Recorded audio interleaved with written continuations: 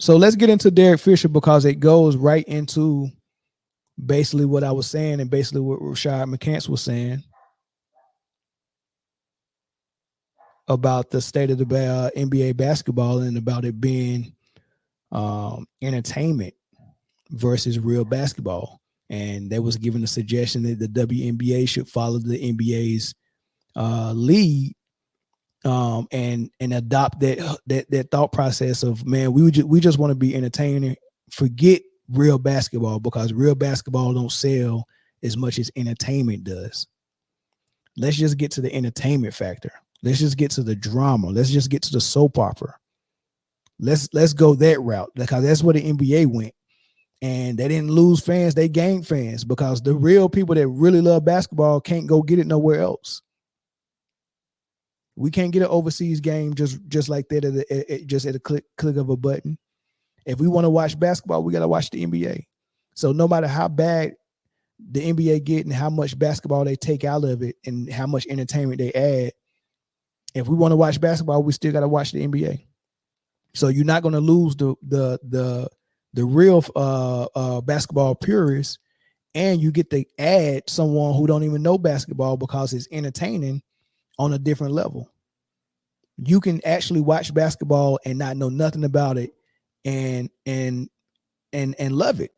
And I think that's fascinating. I can't believe how many I don't know how many I don't know. I don't even know what to call Caitlin Clark fans. I can't believe how many of them was just admitting that they never watched basketball before. I've never known. I've never just said, you know what, let me start watching this sport and know nothing about it. I've never, and even if I did, imagine if I never watched golf and because Tiger Woods started playing golf and I'm a black man and I need to see a black man succeed in golf. Imagine if I all of a sudden just started watching golf, but I'm online debating and arguing with people about golf and the history of it, and I just started watching it. That's what Caitlin Clark fans are doing. They're just coming to the league, and they're arguing with people who've been here since day one. But that's another topic. Derek Fisher kind of spoke to it on how it happened in the NBA, and he was on Byron Scott's podcast, and he asked him, man, what you think about the NBA today? And this is what Derek Fisher said. I want to ask you your opinion on the NBA today. We've already kind of said a little bit. Well, you know, Kid Jay talked about you coached in the NBA, you coach in the WNBA, which is something we also want to talk about. You coach in high school, so you've coached at every level. What do you look at now when you look at the NBA, or not? What do you look at? What do you see? Because you played in this league for 19 years. You've seen this league go from one extreme to a different extreme, and not like you just said, not saying good or bad either way. But how do you look at the NBA now? How do you view it? Yeah, it's interesting. It's a great question. I think,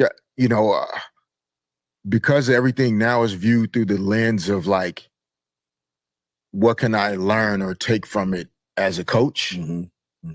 Sometimes I'm not necessarily just watching it to watch it as a fan, and I'm not really hung up or caught up too much on like, okay, well, this matchup or why didn't they go inside that time? Like, I'm really just looking at like, oh, I like that quick hitter.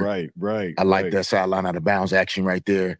Oh, I see the way they managed coming out of that timeout, what happened. So then when I kind of tap into like more of just like as a basketball fan, when I watch the NBA today, I sometimes compare it to like, if, for those of you that remember when the WWE was WWF. I don't know if everybody remembers that, but there was a time where WWE was WWF, World Wrestling Federation, and then it shifted to World Wrestling Entertainment, Again, not right or wrong, because one could argue that the WWE is a more impactful sport than the WWF was, depending on what side of the conversation you're on. I feel like all of pro sports to some degree, not just the NBA, even NFL. You listen to guys that played before, coached before. It's a different game. No doubt. And it's not a negative thing. It's just it is built more for the entertainment value maybe than the competitive value, right? Like he said that the NBA is similar to how the WWF went from WWF to WWE, World Wrestling Entertainment. And the gladiator part of what the WWF was, and that Hulk Hogan and all them dudes, Ultimate Warrior and Andre the Giant, man, that thing was that was a whole totally different beast. Now WWE now turns into a whole nother thing where, look, man, we're going to go get Dennis Rodman in the middle of the NBA finals, come over here, and then after the finals, Dennis Rodman go fight Karl Malone. It's entertainment, you know what I mean? We're going to go sign the Cavender twins from Miami. Hey man, stop playing basketball in college. Won't you come try out and be a WWE? We're going to go get females, and they're wearing, you know, skimpy outfits. Like the WWE is real entertainment now. The storylines that they start putting, like it's totally different, right? But when you go from a real sport like basketball to basketball entertainment, you know, you take out some of the competition, you start changing rules, so it's a better visual for the person who wants to be entertained, right? So the issue with that is when you had great players that played in the NBA when it was close to being a sport as possible, and you compare what they did to guys who played in the era when it was entertainment, it's kind of hard to compare those. Like you can't even tell who the best player is in the league right now in the entertainment league, because if you compare it again to WWE, how do you know who the best wrestler is if we know Vince McMahon or whoever owns WWE now is writing a script? Okay, Stone Cold, you go win the belt this time. Okay, Sting, you get the belt this time. Triple H, you get the belt this time. If we're writing stories just for entertainment purposes, how can we use how many times you won the belt as a barometer on who the better wrestler is? And the crazy thing about it is, out of all those dudes that are wrestling, there was only one real wrestler, which was what's my man that won the Olympic gold medals? Man, I forgot his name, but Kurt Angle. Kurt Angle was the only real wrestler. So if we really want to talk about who the best wrestler is in the WWE, it was Kurt Angle. It was Kurt Angle. He the one who won the gold medals. He got the gold. Kurt Angle was the best wrestler in WWE. But if you go and look at the history books, I mean, it might be you might have Goldberg, you might have Sting, Hulk Hogan, you might have I don't know, maybe even Undertaker. I don't know. They don't even know one thing about wrestling. Brock Lesnar, yeah, Goldberg. They don't know. They don't have a clue about wrestling. All the purity in the wrestling purists know that Kurt Angle is the best wrestler that we probably ever seen in the WWE. But they writing scripts. They writing scripts. The NBA is also writing scripts. It might not be as scripted as the WWE is. They still want us to think it's reality that we're watching, but at the end of the day, you got your picks on who you want to be the greats. And they've picked who they want to be. Okay, LeBron's it. So you're not gonna let nobody outdo LeBron. Sorry, Carmelo. You came in the same draft with him, but hey, look, but he's our choice. So all the favor got to go to him. Carmelo, you got to get the whatever you can get. But LeBron get to get it. You get what I'm saying? Oh, it's Luka and Jokic now, man. We trying to market to the European market. We got to make sure that they're successful as well. So give them some favor. So how do you determine who the best player is when some players get the short end of the stick by design and some people get favor by design? How do you beat that? So how do you even judge who the best player is when they're joining together and playing on the same team? Or, you know what I mean? Or you know, it ain't a fair head-to-head matchup. Kevin Durant had to go join Golden State just so he wouldn't get cheated by the LeBron media and the NBA. Because if he would have stayed on OKC, they would have never let him beat LeBron. he had to. That's almost like if you Stone Cold and you come in and you see the script is you ain't gonna never get the belt. It's always gonna stay with Goldberg. Well, hey, you know what? Okay, cool. Keep thinking that. I got something for y'all. And you go do something to force your way in. Like, man, we got to do that. We got to put that on. Like, so when he went and joined Golden State, it was like, well, that's a better story than this LeBron thing was going with. We got to roll with what Golden State doing. That's. I mean, who don't want to watch that? And when we put it on TV, it's doing numbers. So, all right, we like money. We'll go with Golden State then. Kevin Durant had to force the NBA to write them in the script to give them favor. Because if it wasn't for that, it just would have been LeBron. Just would have been LeBron. It was his turn. And that's why LeBron fans hate Kevin Durant so much, because he stole some potential rings from LeBron by doing that move. They hate LeBron. I mean, they hate KD. LeBron fans do. So, but no, this is equivalent to WWE. I've always said it, slightly scripted. You can't judge it by the numbers, because all that is just fluff, man. All of it is, this junk is just as fake as a $3 bill. All of it is, man. So, I'm glad Derek Fisher said it like that. Rasheed Wallace also said it like that as well on his podcast. He said, man, it's like I'm watching WWE. We've all said it. We all know it. But yet we got to pretend like what we're watching is on the level of the guys that played it when it was a gladiator sport. Right. So that's my thoughts on that. I'm gonna open the phone lines up for that. Everything's open for discussion, from the Gilbert Arenas topic to the WNBA topic to Derek Fisher as well. We'll open the phone lines up. Y'all can call in. Y'all can give me y'all thoughts.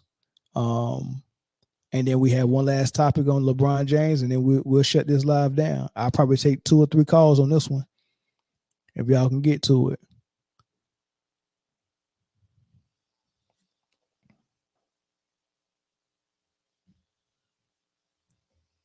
Caller from Chicago, what's up? Hey, what's going on, man? I'm good. How you doing? Hey, man, I'm doing fantastic, man. Hold on, let me turn this down. Yeah, I want to first with the Derek Fisher thing, man. I'm starting to feel that way because I used to be heavy on wrestling when I was younger. I used to be heavy. Dick the Bruiser and all the Crusher and all them guys. I know them guys kind of too old for some of y'all guys, but them guys, and it was real wrestling. Then, like you say, the WWE came, and it was like more scripted. You knew who was going to win because how the script was. Correct. And NBA is kind of turning out the same way. All these narratives is LeBron James and Bronny James coming in the NBA who don't belong there, but they had these different narratives. And, we just want to see basketball. We want to see guys play defense. We want to see guys play offense. Some of us want to see guys talk smack. That's basketball. That's what we grew up on. That's what we grew up doing. We grew up talking smack to each other on the court. Then after the game, we got together, drunk beers, and laughed and talked about each other. That's how competitive we was. Right. And these guys, I don't see no competitiveness. Some I do, but some I don't. And it's sad to say, some of them mostly come from European players. Yeah. Is that by design? I'll tell you this, Mel. I think the NBA messed up when they started giving these guys all this money before they even stepped on the court. To me, that's where I saw the game change. Because if you remember when Michael Jordan, who was selling out every arena around the whole NBA, he was like the 25th most paid player in the league at that time. But he was the best. But his salary wouldn't tell you that. Mm. But, back then they made you earn that money. Right. Now these guys just getting it, they don't have nothing to work for. They feel they don't have to work on their game. They feel they don't have to, the same problem with LeBron. He feels like you don't have to work on his game.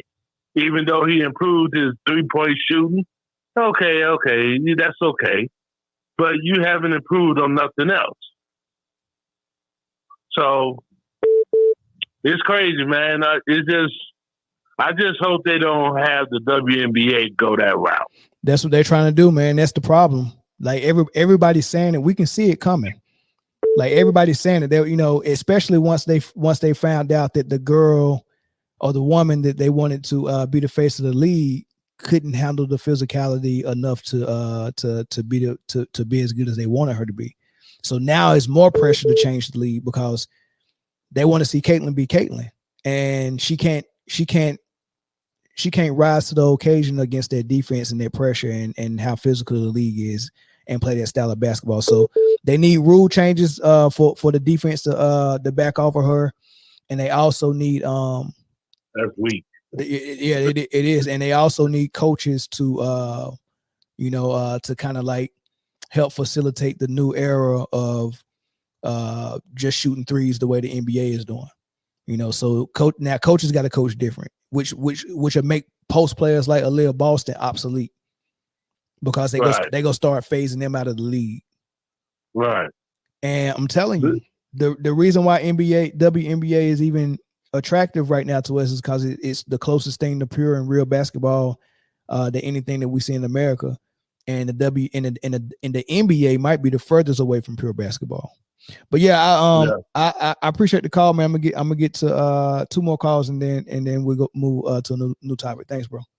All right, have a good one, bro. Yep. All right, let's get 2 more calls in on the Derek Fisher topic or even the Gilbert Arenas topic.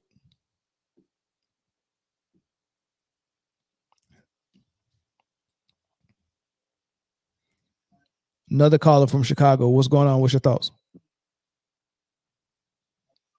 Yeah, what's going on, Mel? What's up? Who this? It's George the Truth Hurts. I was calling to let you know that really did happen to Bret Hart. What you explained, how it was scripted. He was supposed to win the championship. Yeah. And at the end of the fight, he really spit in his McMahon's face. That's how hurt he was. That really happened in the WWF. Who took the belt from him?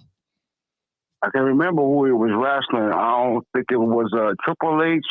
And he pinned him for real. Huh? He pinned him for real, and he wasn't supposed to. Yep. That happened to Bret Hart. But anyway, going back to what you're talking about between these leagues, this started happening when Adam Silver took over the NBA. Okay. This really started happening to the NBA. The changing of the guard. So Adam Silver is more of I'm going to say, players commissioner than a basketball commissioner. He's willing to help the players and the entertainment and make it more scoring than playing actual defense. Mm-hmm. Some teams get to play hard defense, and then when you get to play a certain team, you can't play that type of defense anymore. According by hand is when the Boston Celtics played the New Jersey Nets. Did you see the type of defense they were playing on KD and Kyrie? Mm-hmm. Yep. They didn't play that type of defense against Golden State, against Curry. Correct. I'm glad you said that. They allowed that defense, and that was the most physical defense we had seen that whole season. They allowed that on Brooklyn. As a matter of fact, when they played Boston in the regular season, they allowed that same defense.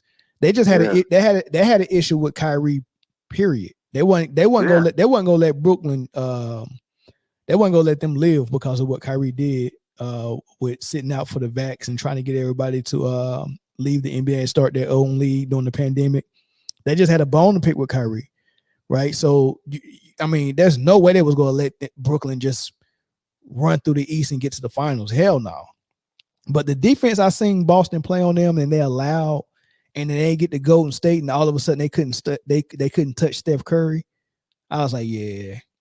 I hope everybody see that.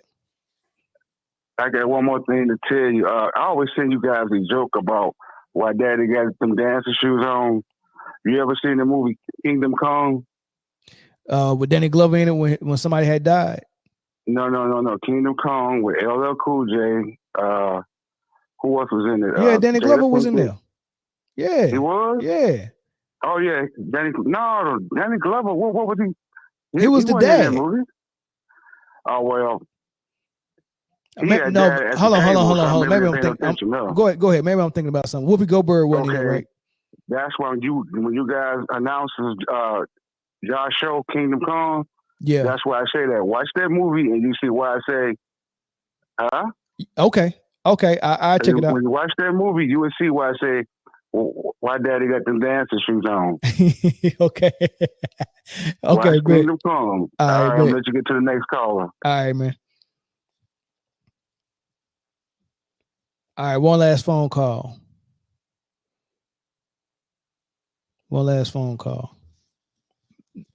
You know, you can call. You got a lot to say in the comments. Caller from Washington State, what's up? Yeah, man. D Fish talking right. Yeah, that's what I thought so. What's your thoughts? It's like this, man. They living off the drama, man. They living off these story tales, man, because the league just don't have.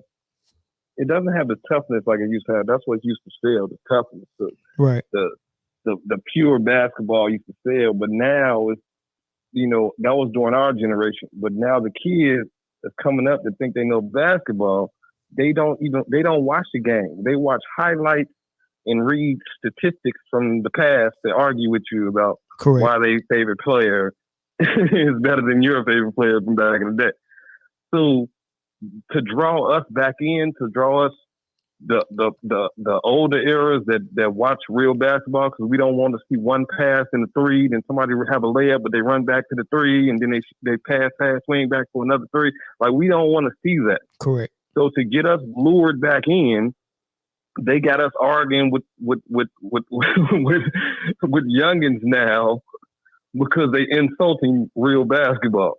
Correct. So that's basically how they selling the game, because it literally took a big hit when that referee came out and was talking about all that craziness about how they had a lot of effect on a lot of outcomes of the game.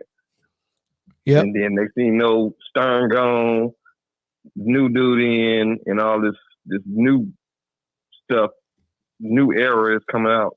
Oh, look, you got the book. So you know what it is. Oh, yeah, already. You know what it is. I ain't no dummy. I do my research.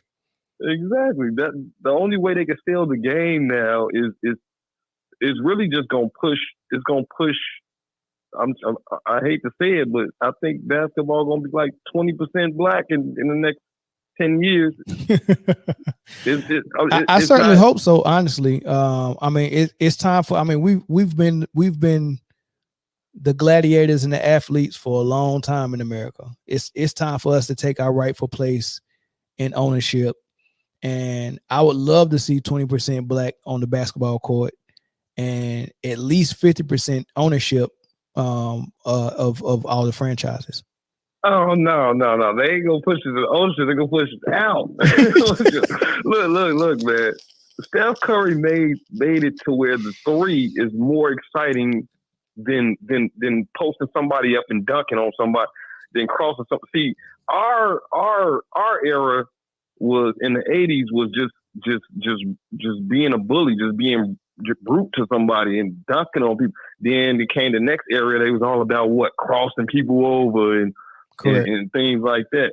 Now this new era, they all about step back threes Like it's but you know, everything has a cycle though. I call it DMX in the game. I've been calling DMX in the game since I was in high school, right?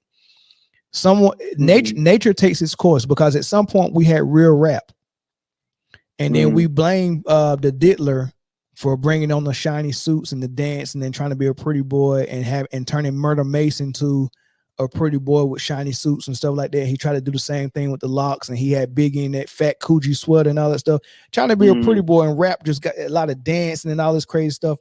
But then pop got it, kind of made it dirty again, and then DMX came out of nowhere. Stop being greedy. All of that stuff. It's dark. Hell is hot. Where my dogs at? It got real grimy again. And then we got a little taste of some real rap for a little while. So it goes in cycles. All it takes is someone to come in and DMX the game in basketball, and that happens naturally. Guess what's going to happen? Shaquille O'Neal is somewhere in middle school right now. It's a Shaquille O'Neal type player that's going to be 7 foot, strong like Shaquille, but can run the floor. You remember how Shaquille used to run in Orlando? Mm-hmm.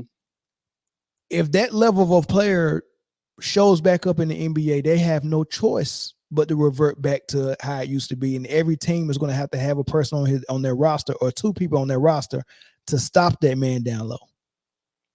Right? But are they going to draft him for him to even make it to the league?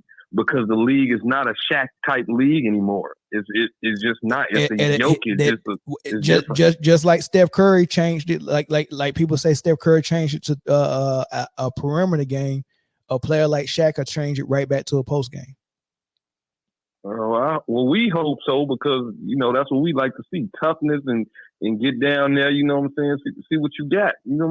It's just totally different right now. Everybody think they can hit a 40. We lost the call on. We dropped that call. All right. Maybe one more if it comes in quick. Maybe one more.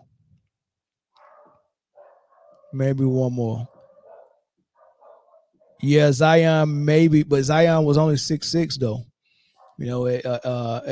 He would have to be a 7-footer, where there's no doubt that he gonna be down low on the post.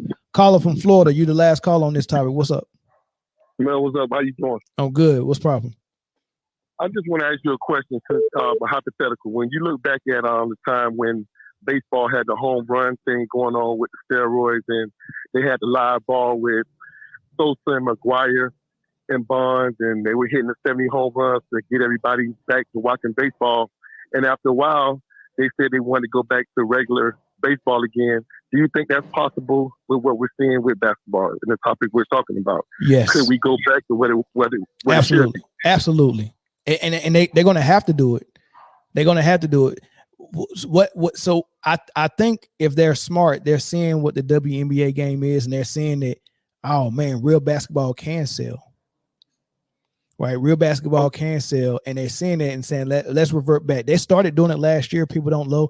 I need to look at, but since the season is about to start, we all should go to NBA's website, and they give you a list of point of emphasis for the season. They do that for every season. Hey, these are the things that we're putting a point of emphasis on, and I want to see if defense was addressed, because it was addressed after the All-Star game, after that horrible All-Star game display. Adam Silver was pissed, and after the All-Star break, I started seeing less fouls. I started seeing players complaining about not getting the fouls that they usually get, and the NBA was actually calling the game a little closer to what it's supposed to be. And then, of course, when the playoffs started, they went into full-fledged on it, right? So I think the NBA is realizing that they was going down the wrong path with that freedom of movement, lesser defense, more exciting plays, more threes, just layups, and all this. I think they found that there was a bad thing, and if they want this league to survive and continue to thrive, they're going to have to go back to real basketball at some point, man. So yeah, I think it's possible.